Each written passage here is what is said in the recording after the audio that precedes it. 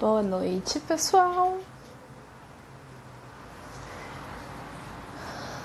Vamos lá. Hoje é dia da revolta do cabelo. É bom quando a gente recebe elogio, né? No dia da revolta do cabelo. Nossa, seu cabelo tá tão legal. Excelente. Então, hoje nós vamos falar sobre depressão. Já faz uns dias que eu quero falar sobre isso. Oi, Luanda! Fiquei repetindo o seu nome para eu não esquecer. Sinta-se uma privilegiada porque eu lembrei do seu nome. Tudo bom? Preciso de alguma coisa para ficar mexendo na mão. Achei uma caneta. Tudo bom, Luanda? Lembrei seu nome antes de você escrever. Oi, Nádia. Tudo bem? Então, eu vou começando, gente, porque aí só marca 8 horas, meu sistema fica querendo 8 horas mesmo. Não consigo ficar esperando o povo entrar aí para eu falando, porque eu sei que depois as pessoas vão assistindo, tá? Já faz um tempo que eu quero falar sobre depressão. Eu acho que isso é um assunto muito importante de ser falado. Trabalhando na clínica, isso é uma das coisas... Bom, há muito tempo já se falava, né, que a depressão seria o mal do século. E cada vez mais a gente aprende mais coisas sobre isso. Né? Todo mundo tem alguém, conhece alguém que já passou por uma depressão, ou se a própria pessoa não passou, um dia vai conhecer, ou a própria pessoa já passou. Quem não passou, pode ser que um dia ainda passe, ou já tenha passado e nem tenha se dado conta que isso é uma depressão.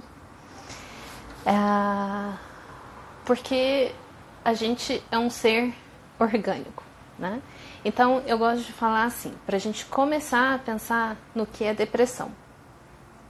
A primeira coisa que a gente precisa entender é que a gente tem um cérebro na cabeça, o cérebro faz parte do corpo, né? Nós crescemos naquela cultura dualista entre razão e emoção, corpo e espírito.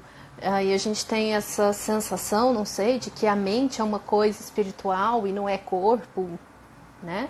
E é aquela história de que isso é psicológico, ou então isso é emocional, e o que é emocional não é do corpo, é da alma, né? Enfim. Então, em função dessa forma de percepção que a gente foi criado e que a gente cresceu ouvindo, isso é muito danoso, né? E a gente não estuda o cérebro. Eu fico vendo o material de escola de ensino fundamental, apesar de que isso está mudando um pouquinho, né? Então a gente estuda o sistema orgânico todo, e aí tem um material que é muito legal, assim, que tem um avental, que tem os órgãos, e a criança vai colando os órgãos com paninhos, assim, os órgãos desenhados, é muito legal, só que é daqui para baixo, né? E a gente esquece que a gente tem órgãos do pescoço para cima, os olhos, né? A laringe até ainda aparece lá nos desenhos que as crianças fazem. Mas esses dias eu atendi uma menininha de 11 anos e eu fui fazer uma avaliação de neurofeedback nela, né? Que é um mapeamento cerebral com base em frequências cerebrais. E aí, para explicar para ela o que a gente ia fazer, porque eu coloquei a touca, né, com os eletrodos. E aí eu falei, você sabia que a gente tem um cérebro? Ela falou, eu sabia. Aí entreguei o cérebro, eu até queria que ele tivesse aqui, mas eu deixei ele no consultório, então, mas outro dia eu mostro a maquete do cérebro para vocês. E aí eu entreguei o cérebro para ela. Eu sempre gosto que os pacientes peguem no cérebro, que eu falo, você tem um cérebro na cabeça, e ele é um órgão. E aí ela falou, eu conheço o cérebro. E ela foi falando, aqui é o occipital, aqui é o lobo frontal. Eu fiquei chocada, assim, sabe? Eu fiquei super feliz, porque alguém ensinou isso para essa criança e foi maravilhoso. E aí a gente esquece que o cérebro é um órgão, e é um órgão que adoece como qualquer outro, né? Então, Se você tem problema nos olhos, você vai no oftalmo. Se você tem problema na garganta, você vai no otorrino. Se você tem problema no estômago, você vai no gastro, e assim vai. E se você tem um problema no cérebro? E problema no cérebro, você pode, dependendo do estilo de problema, você vai no neurologista ou você vai no psiquiatra. Mas a gente vem de uma cultura, né, de um preconceito em relação à psiquiatria, à psicologia, enfim. Né? E que isso já passou da época de ser superado, mas vai sendo superado devagarzinho. As pessoas, a gente está num nível de adoecimento emocional da sociedade impressionante. Crianças, adolescentes, adultos, então, idosos, então muito tem se visto essa necessidade. Né? Eu vou falar desse pêndulo que se criou de razão e emoção e por que isso gera adoecimentos. Né? Então, a primeira coisa que a gente precisa entender da depressão é isso. A depressão ela é um adoecimento orgânico. Então, ela não é frescura, ela não é coisa da sua cabeça, ela é um adoecimento orgânico. O cérebro é um órgão que adoece como qualquer outro. Você pode adoecer do pulmão, você pode adoecer aqui da inflamação, né, dos sinos, ter a sinusite, enfim. O problema é que, assim, quais são os sintomas da depressão, né, que a gente pode começar a listar? A alteração de humor, irritabilidade. Né? Os sintomas na criança vai ser diferente do adulto e na criança não vai ser tanto aquele humor down, apesar de que pode ter humor down, entristecido e choro, mas a depressão na criança ela se manifesta muito com alteração de humor. O que é alteração de humor?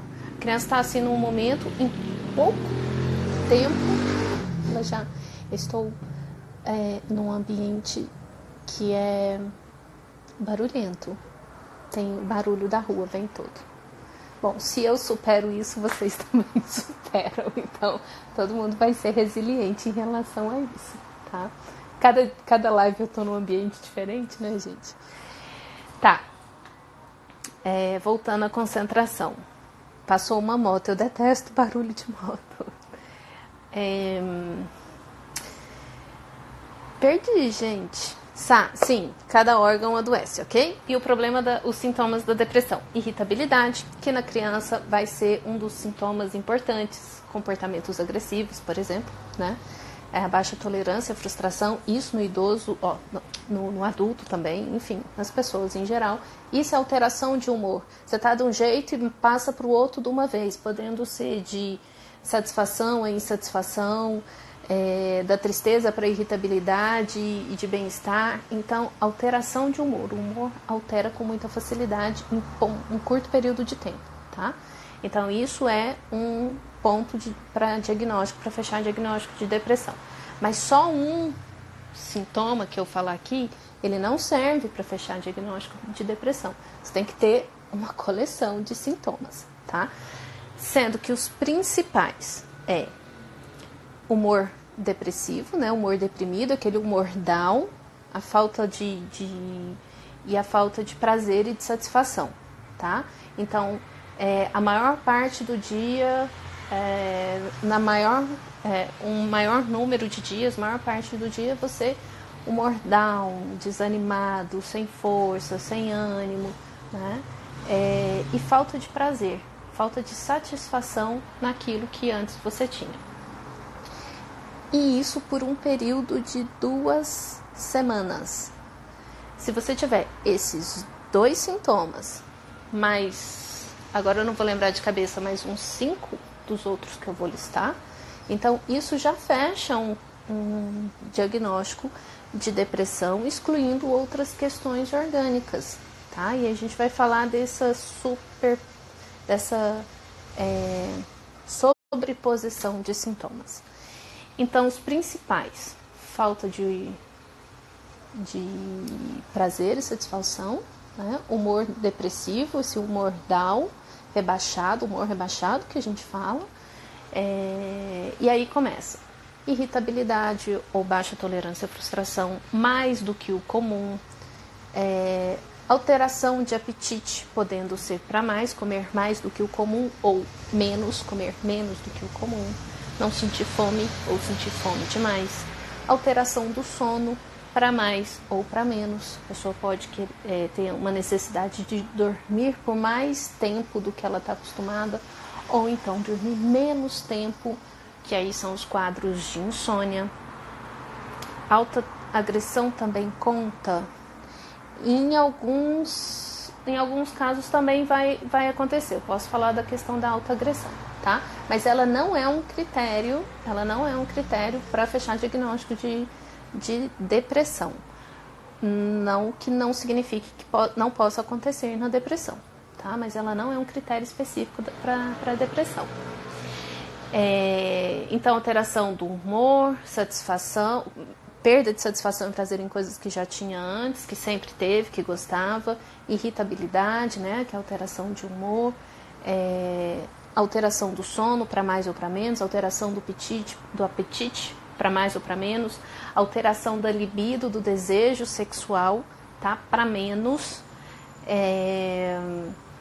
sensação de culpa ou sentimentos de culpa ou incompetência, sensação de que a sensação de culpa, né, como ela é percebida, assim, dá a sensação que a qualquer hora alguém vai chamar a atenção da gente, ou que a gente fez as coisas erradas, ou que as pessoas não gostam da gente, sensação que ninguém gosta da gente, enfim. Isolamento social, não diferente do característico do autismo, né, porque assim, uma pessoa que mesmo o autista, ele tem um tipo de isolamento, mas no quadro depressivo vai piorar ainda, tá? Que mais?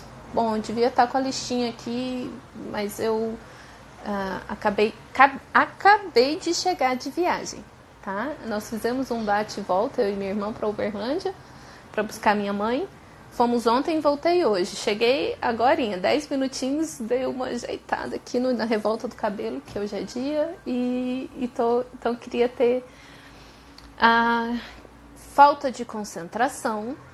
Isso é importantíssimo, a pessoa começa a ter dificuldade de concentração, lentificação do pensamento, tá? Isso são critérios. Se você tiver os dois principais, insatisfação, né, perda de satisfação, de prazer, humor depressivo, e mais 5, num período de 2 semanas para trás, então isso já começa a fechar um quadro de depressão e a gente vai avaliar se é um quadro leve, moderado ou grave. E o que vai aparecer no grave são as ideações suicidas, né? Pensamento suicida, e o pensamento negativo é muito recorrente, tá? Nada vai dar certo, coisas ruins vão acontecer, tal. E hoje, o que já se sabe? Porque você pega os manuais de saúde mental, tanto o ACID quanto o DSM-5, e eles têm os transtornos de ansiedade e os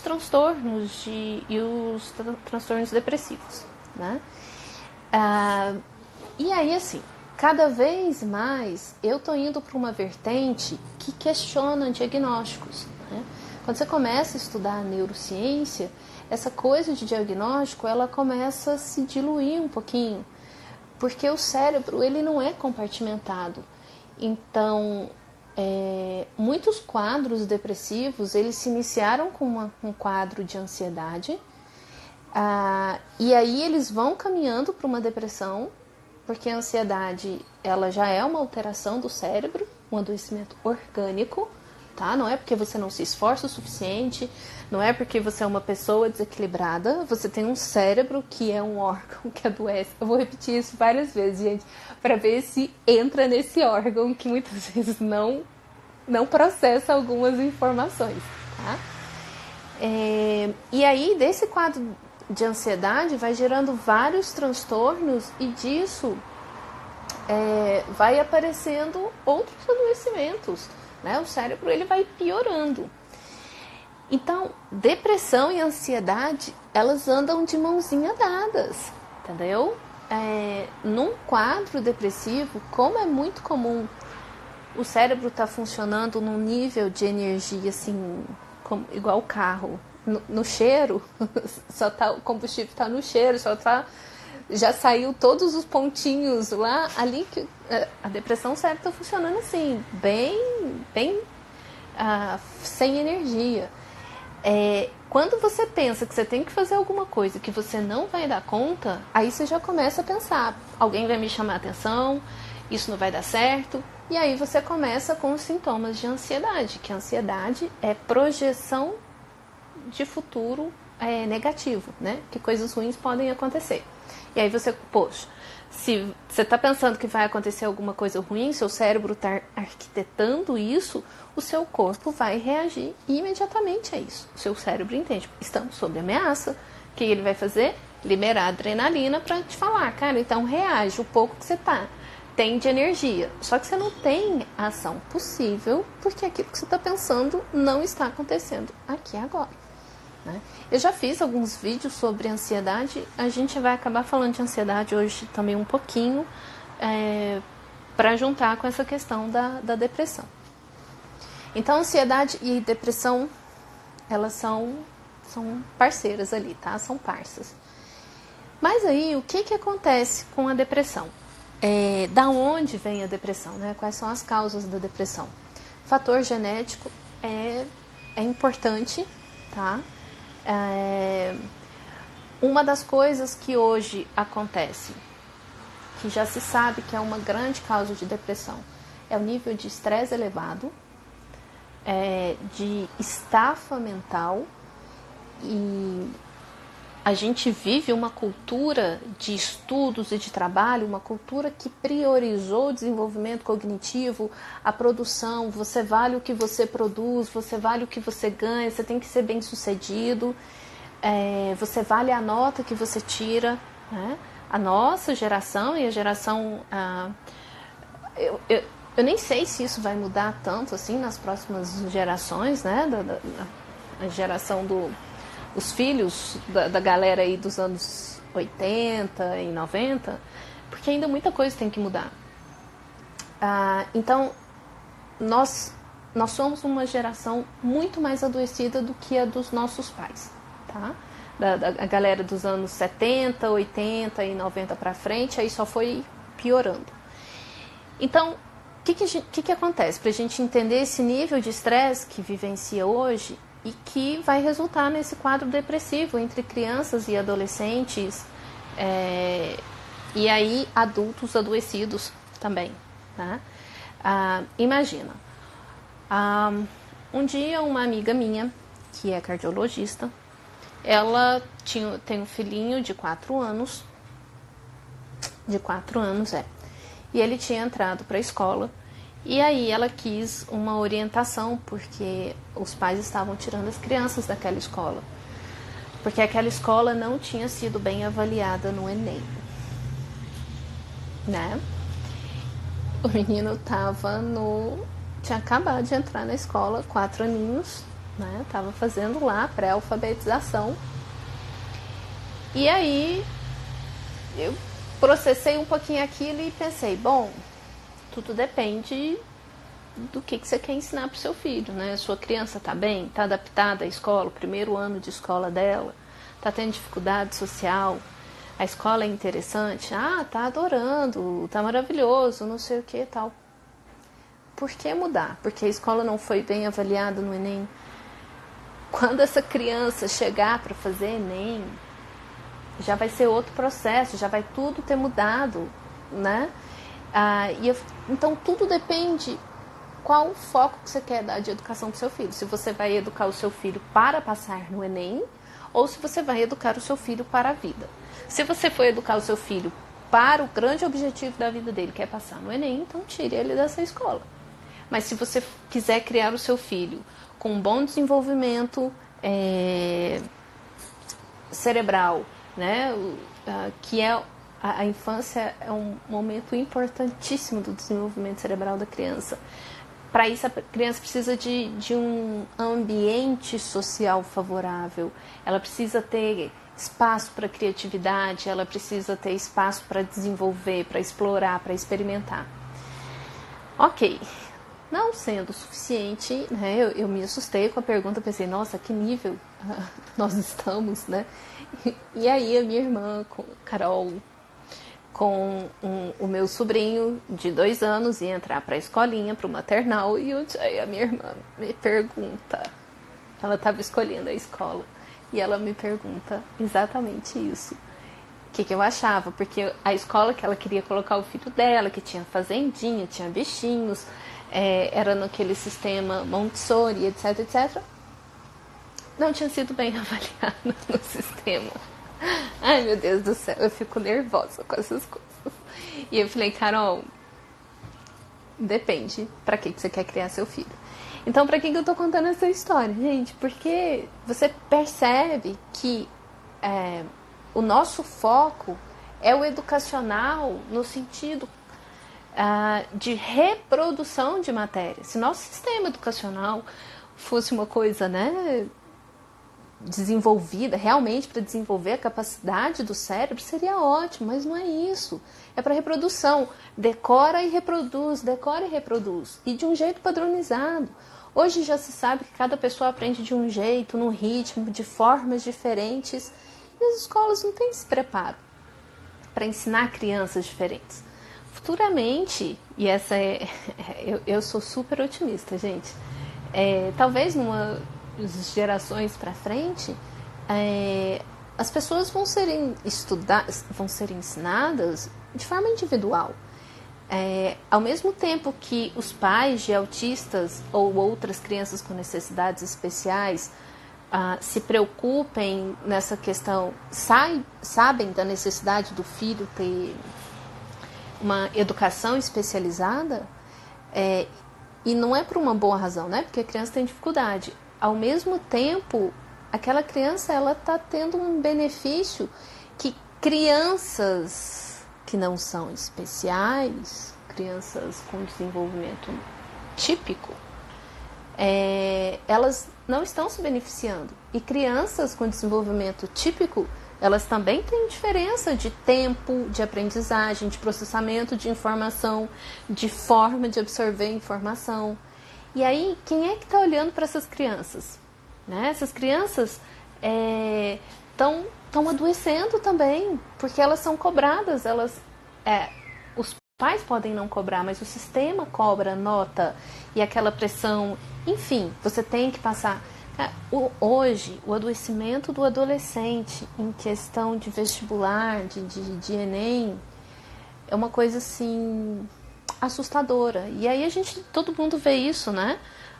E as informações chegam mais fáceis, o aumento do suicídio entre os adolescentes. Crianças se suicidam, tá? Só que o suicídio, crianças não se suicidam como os adolescentes ou os adultos. Muitas crianças se suicidam, ficam parecendo acidentes domésticos, tá? Então, isso é muito, muito grave.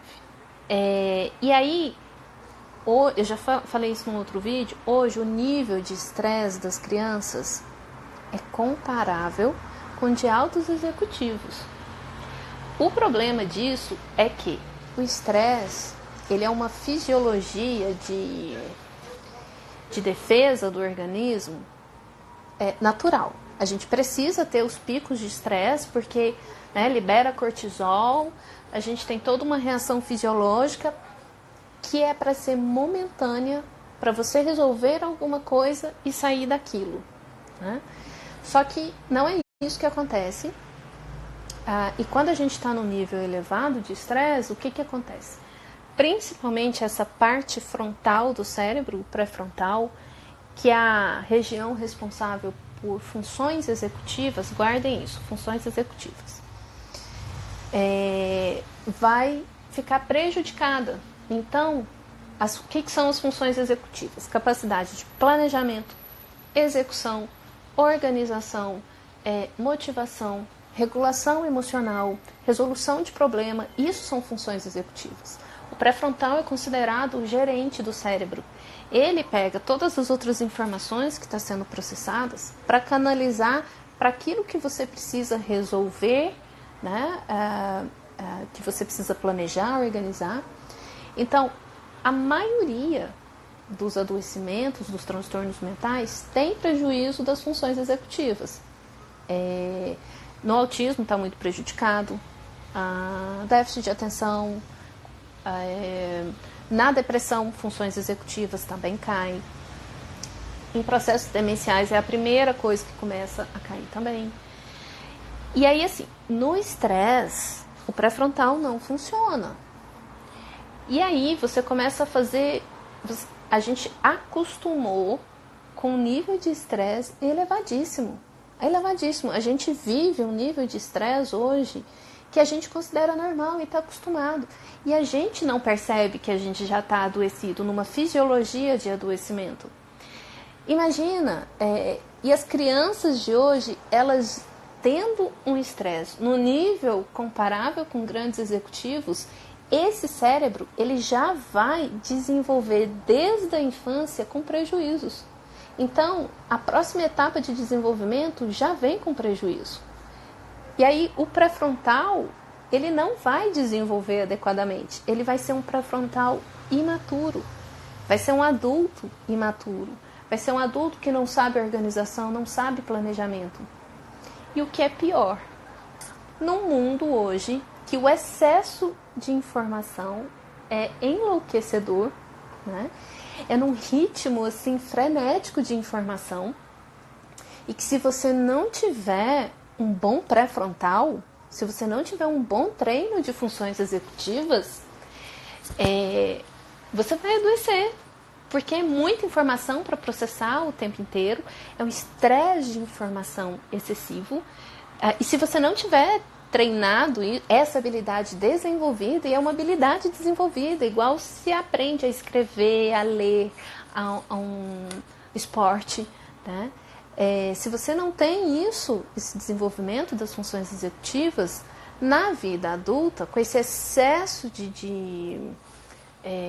gente, deixa eu trocar o negocinho. Tá. Com esse excesso de informação, a gente não sabe planejar, escolher prioridades, a gente não sabe organizar as nossas tarefas, a gente se perde em pequenas coisas que são distratores. Então, cada vez mais nós vamos ter crianças com déficit de atenção. Nós estamos criando essa patologia. Existe o componente genético, existe o componente ambiental. Tudo isso precisa ser levado em consideração, tá? E o que vai acontecer? Quem não tem a genética do déficit de atenção e hiperatividade, por exemplo, a criança já vivendo desde então essas dificuldades e que geram estresse, hoje já se sabe, e a disciplina que estuda isso é a epigenética, que o estresse, ele muda as nossas células, os telômeros, e isso é passado de geração para geração. Então, o que se falava, a sabedoria popular, né, sabe aquelas coisas que se falava de maldição para 7 gerações? Cara, isso a ciência hoje explica, olha que barato. Porque vai se passando de geração para geração o estresse. Então, os grandes estudos feitos sobre esse processamento de alteração das células e passado de geração para geração é muito feito com sobreviventes do Holocausto, né? Dos campos, sobreviventes dos campos de concentração, e as famílias, né? Descendentes dessas pessoas. Então, e aí olha que interessante, aquilo que você faz para você do mesmo jeito que hoje, se você não tem genética de depressão, de esquizofrenia, de autismo, etc, etc, dependendo do seu estilo de vida, você pode alterar a sua composição genética, tá?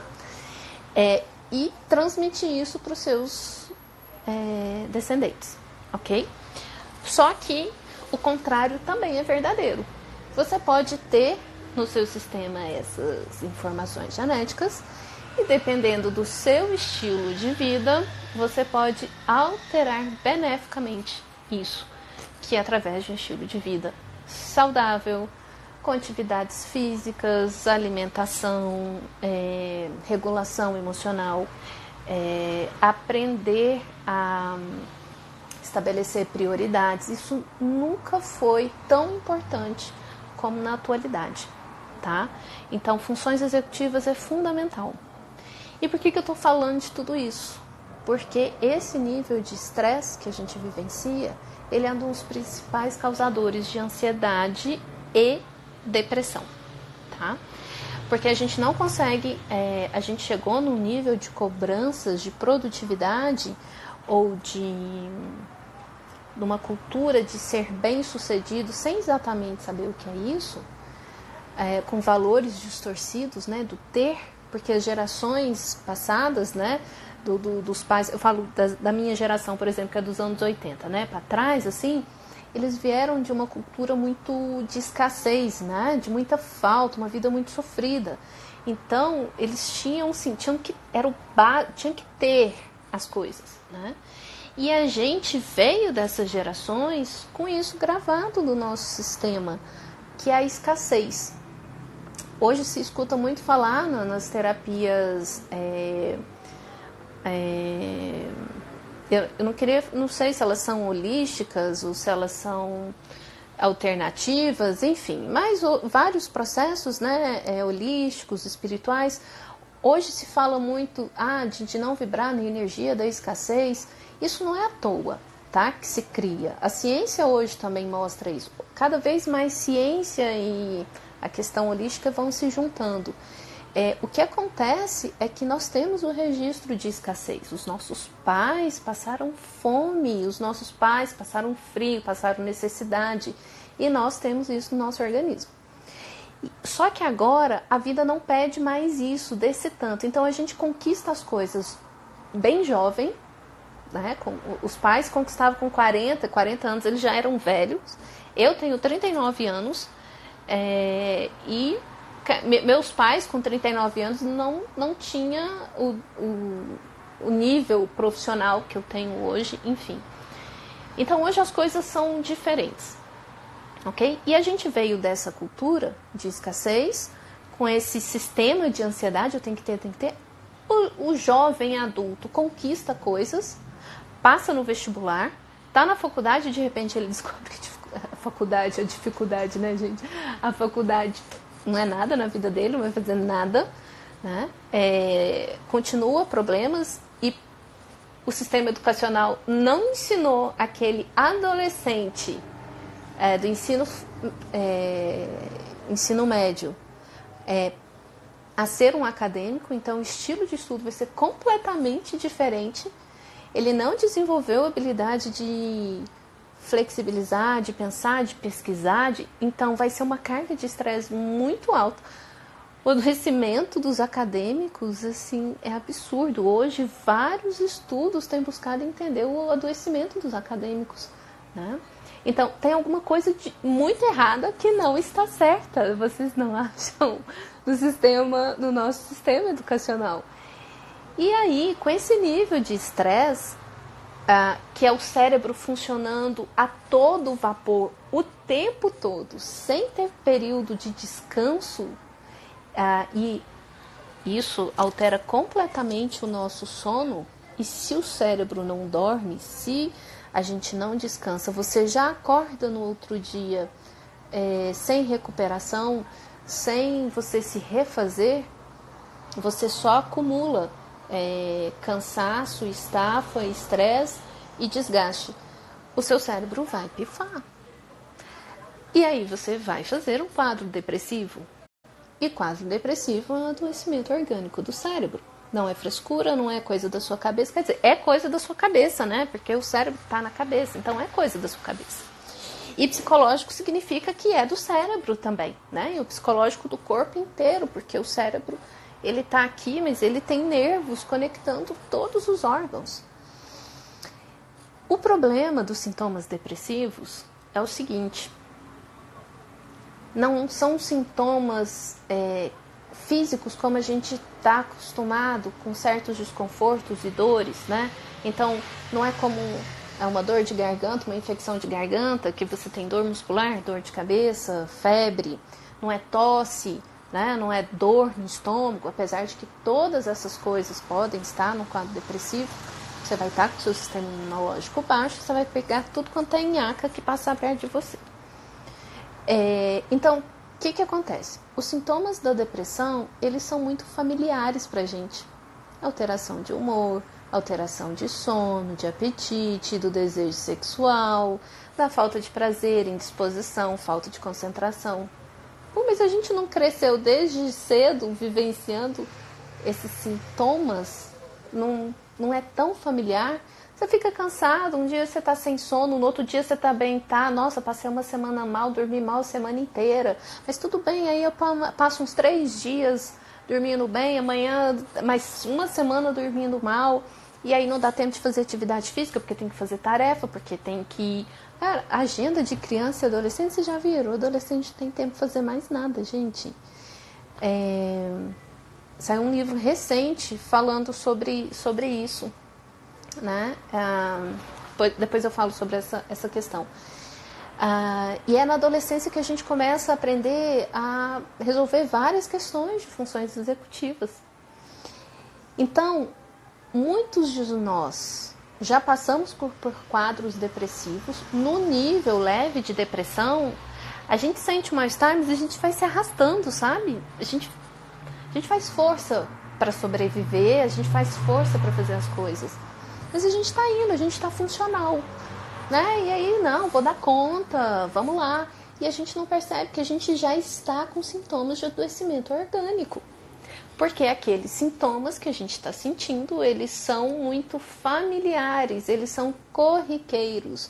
Ou seja, nós estamos no adoecimento crônico. A gente já se adaptou a isso, né? E aí, quando começa a piorar os sintomas e já vai para um nível moderado, bem, você já está mal nesse nível, tá? Que aí é choro fácil. Isso era outro sintoma, tá? Que eu esqueci, choro fácil. Né? É muito emotivo, qualquer coisa se emociona, qualquer A que te fala você já recebe, muito sensível. Então, num estado moderado, você já está fazendo muito mais força para sobreviver, você já faz força para sair da cama, você quer chegar em casa, você não quer fazer mais nada, você só quer dormir, você não tem energia mais. Antes você tinha apetite, tinha prazer em comer, agora se comer, comeu, se não comer também não fez muita diferença. E aí aquela sensação, o seu nível de estresse fica muito elevado, porque você já está com dificuldade de concentração, está com a sensação que você vai cometer erros e que alguém vai brigar com você, seja no trabalho, na família, então as pessoas já não gostam de você, a sensação, né?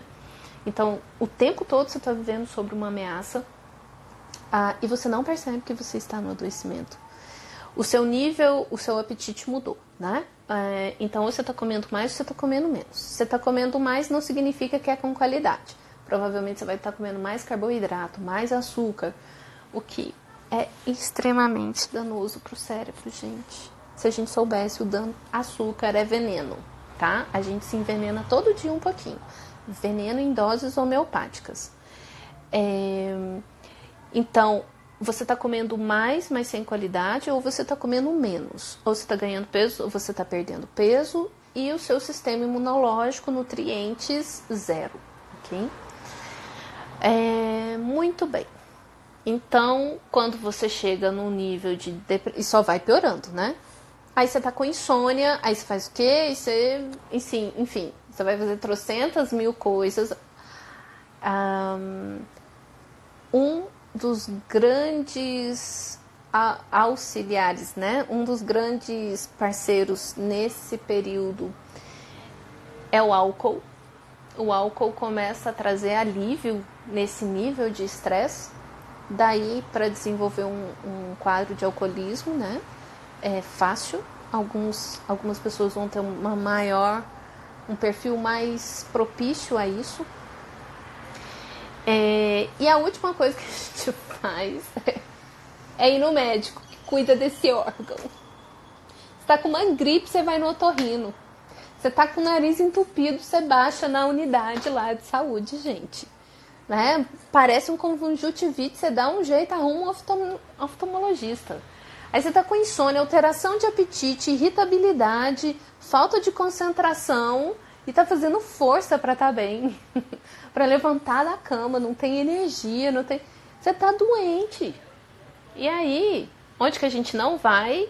No médico que avalia isso, psiquiatra. E no psicólogo. O psicólogo é uma terapia fundamental. Depressão não se cura só com medicamento. O medicamento, ele vai dar o gás no seu cérebro para dar uma estimulada nos seus neurônios, porque para mudar aquele padrão químico que está ali. Mas o processo terapêutico, ele vai te ajudar a entender por que você entrou nesse sistema, tá? Porque se você não entender como foi que você entrou num quadro depressivo, você vai repetir ele de novo. Ou então você vai tomar medicamentos e medicamentos estragam outras coisas, né? E desse estragar outras coisas vão gerar desânimo e você vai criar uma bola de neve. Então precisa ser um trabalho em conjunto, ok? Só que aí, assim, outra coisa que eu acho importante falar sobre o processo depressivo é que isso não acontece do nada, né? A depressão, ela não vem do nada. Mesmo que você tenha uma genética, você pode disparar o gatilho ou não. Vou colocar, eu não consigo, gente, quem quiser mandar aí como é que faz isso, me ensina, me manda no privado e desenha pra mim como é que faz isso, de colocar deixar salvo no Instagram. Mas eu tô colocando agora lá no YouTube, criei um canal lá para colocar no YouTube, então essa live fica salva pra mim, pelo menos, e aí eu coloco lá, tá? Quando vocês quiserem me ensinar aí como é que faz.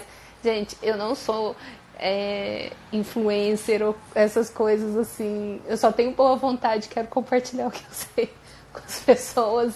Então é zero produção e é o que eu tenho pra dar, assim, sabe? Então lá no YouTube, do jeito que tá aqui, vai pra lá, tá? Inclusive, eu não sei o que acontece, que fica um delay de 1 segundo do som, sabe? Da fala, assim, mas enfim. Aí você coloca o vídeo tocando lá ou baixa só o áudio e fica só escutando, tá? Mas é isso. Vocês não vão me ver falando assim, curtiu esse vídeo? Dá um like. Isso não faz parte do meu ser, tá? Ok? Tá. Quando acaba, você aperta em compartilhar. Eu aperto em compartilhar, ele vai para compartilhar, mas ele fica só 24 horas, não é isso? Ele vai ficar salvo aí as 24 horas, sim, mas depois eu tô colocando lá no YouTube, tá? É no Gabriela Neuber. E depois eu também tô me organizando o meu tempo para, de todos os vídeos que eu já fiz, cortar uns pequenos pedacinhos e ir colocando, deixando salvo aí pílulazinhas, né, dos assuntos. Aceito sugestões aí também, gente, porque, enfim, vamos lá. E aí, então, essa é a questão orgânica da depressão. Deixa eu calcular a hora aqui, porque isso eu já aprendi, né? Que hora que eu comecei, gente? Não, já tá acabando. 15 minutos. Eu sei que desliga na minha cara o negócio, então vocês mandam pergunta aí, depois eu vejo e respondo. Mas como é que eu tenho feito mesmo? Porque os assuntos são longos, né? E não dá pra ficar gravando videozinhos, parando o dia, gravando um pouquinho e compartilhando, porque quem não sabe, quem não me conhece ainda, eu sou do espectro do autismo, leve, e eu tenho algumas dificuldades práticas, né? Eu me perco em muitas tarefas, eu não consigo executar muitas tarefas ao mesmo tempo. Um barulho me distraiu. Sim, é o meu cachorro coçando. O barulho, fico tentando adivinhar. E se eu tô fazendo uma coisa no dia, eu preciso separar aquele dia para fazer só aquilo. Então, eu até tentei, eu comecei, né, gravando pequenos vídeos e colocando e postando. Só que para mim é muito trabalhoso, porque aí eu me pego no perfeccionismo, o vídeo nunca fica bom, eu nunca consigo achar que tá bom e postar. Então com a live eu funciono melhor na espontaneidade, tá?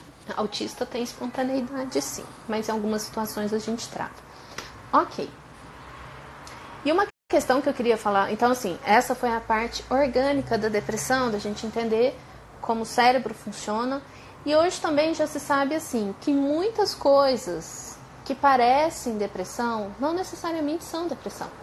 Tem uma vertente da neurociência que não considera o diagnóstico de depressão, que falam que depressão não é um diagnóstico, não existe, né? Então, muito do desenho diagnóstico que foi criado para facilitar a atuação médica, ela não condiz muitas vezes com o próprio funcionamento orgânico, né? Porque cada caso vai ser um caso, e hoje a gente está vendo isso em relação ao autismo, né? Os adultos se descobrindo no espectro, com processos assim, né?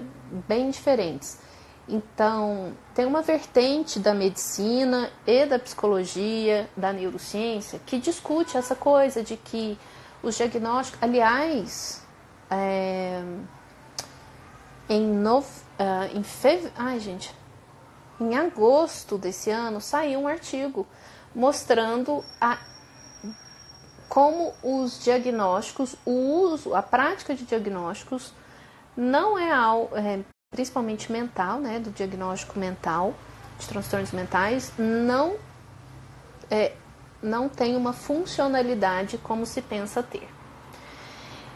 Então isso é uma coisa que vai crescer e desenvolver por um tempo, sempre vão ter vertentes diferentes, né?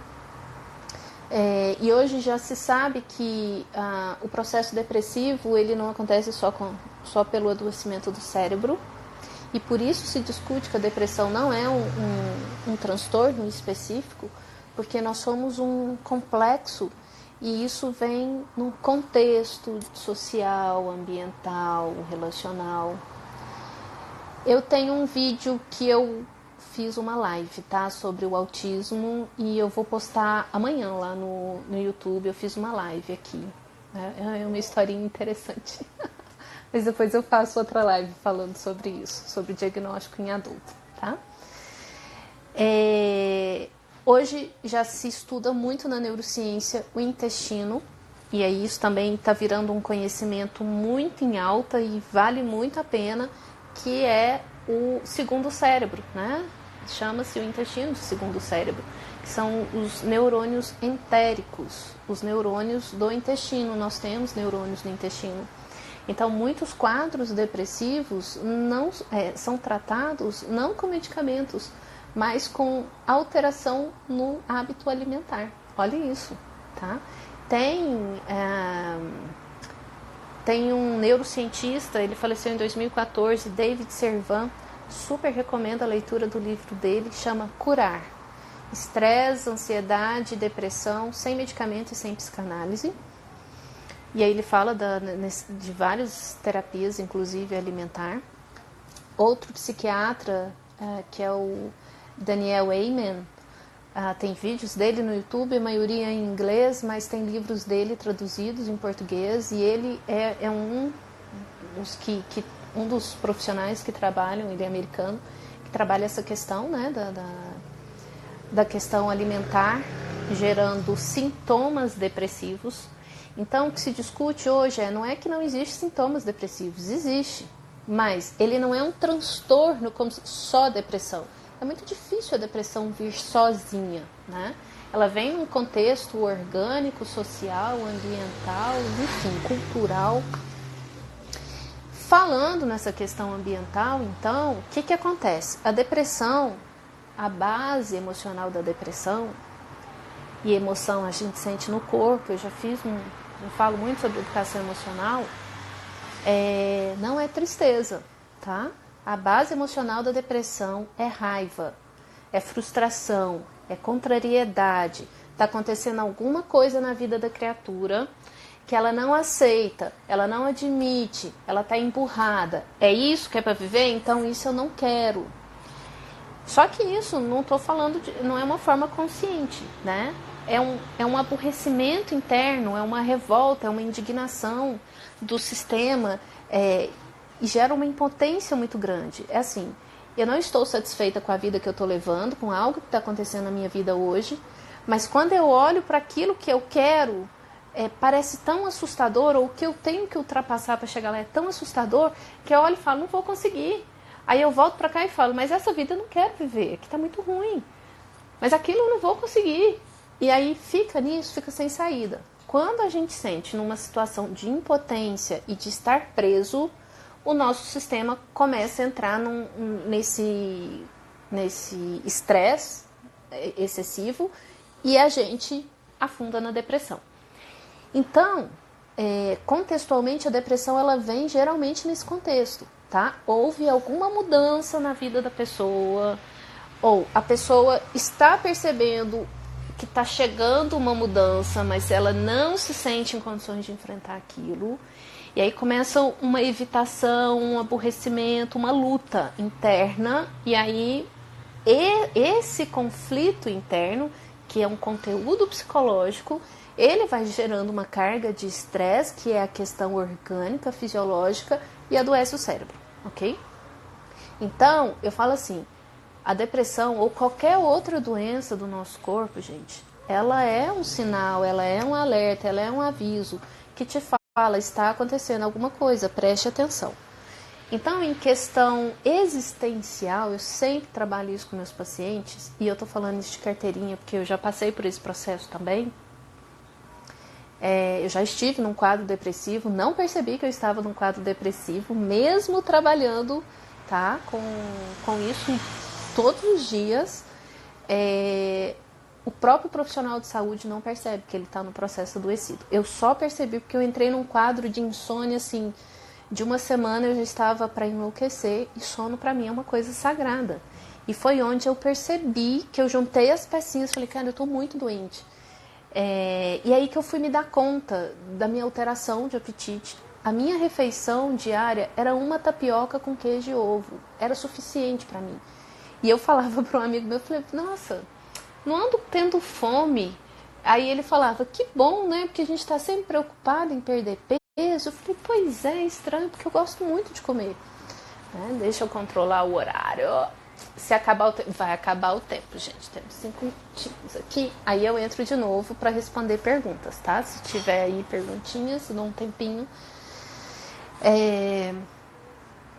Então, foi nesse momento que eu percebi. Era no momento que eu tava... Já tinha decidido sair da Marinha, mas precisava resolver várias coisas, mas não queria mais continuar na Marinha, queria sair naquele momento, mas naquele momento não tinha condições de sair. E aí fica nesse conflito, né? Até a gente fazer a terapia da aceitação. Vocês conhecem a terapia da aceitação? Aceita que dói menos. A terapia cognitivo-comportamental tem uma vertente que trabalha a terapia da aceitação. Mas a terapia de aceitação, falada de uma forma bem chula, aceita que dói menos, tá? Vou salvar, vai ficar salvo assim e vai pro YouTube depois. Então, assim, e existencialmente, então, a gente falou do contexto orgânico, do contexto... Tá, vai ficar salvo, sim. A gente falou do contexto ambiental, da questão contextual, social que você está vivendo, né? Alguma alteração profissional, pessoal, pode ser interna, pode ser conflitos pessoais. O que vai acontecer na questão existencial da depressão? É um momento que a vida te convida para uma mudança interna. É assim, ou vai ou racha, não dá mais para adiar, essa vida não te serve mais, você tem que mudar, não dá para adiar. Só que às vezes são mudanças radicais e elas são muito assustadoras, né? E a gente não foi muito treinado a gente não desenvolveu habilidade de autoconfiança. Isso é uma coisa que eu ainda vou trabalhar aqui também com vocês, que eu gosto de ensinar isso para as pessoas, uma prevenção para vários adoecimentos, tá? Então, a depressão é um momento existencial da vida que a vida está te falando, criatura, já deu, Não dá mais. Vai atrás de qualquer coisa. E você pode não saber para onde você tem que ir, mas você sabe que não dá para ficar mais onde você está. Vai fazer qualquer coisa. Inventa, não sei. Vai procurar terapias holísticas, vai fazer cursos, vai fazer pintura, vai fazer sapateado. Não sei. Inventa um negócio novo. Por isso que as pessoas fazem aquela transformação. Corta cabelo. Não sei. Cara, quando eu saí da Marinha, eu cortei o cabelo bem mais curto e pintei meu cabelo de loiro. Coisa que eu sempre, nunca na minha vida achei que eu ia fazer, né? E, enfim, mudei a minha vida completamente em vários sentidos. Depois eu falo sobre isso para complementar essa live. Então, existencialmente, a gente precisa respeitar a depressão. A depressão, ela não é inimiga da gente. A depressão é a vida te contando. Assim, cara, eu já tentei de tudo para te mostrar, né? Mas a gente é resistente à mudança e vai até o último limite. Então, eu falo que a gente precisa respeitar a depressão. A depressão, ela precisa ser respeitada na funcionalidade dela. Ela é um momento de autoencontro. A sua roupa de quando você tinha 15 anos não te serve mais quando você tem 30 anos. Eu já falei, em quem servir nem me conta, tá? Mas ainda que sirva, o estilo é diferente, a gente muda nossos gostos, a moda muda, aquilo não serve mais para o contexto de hoje.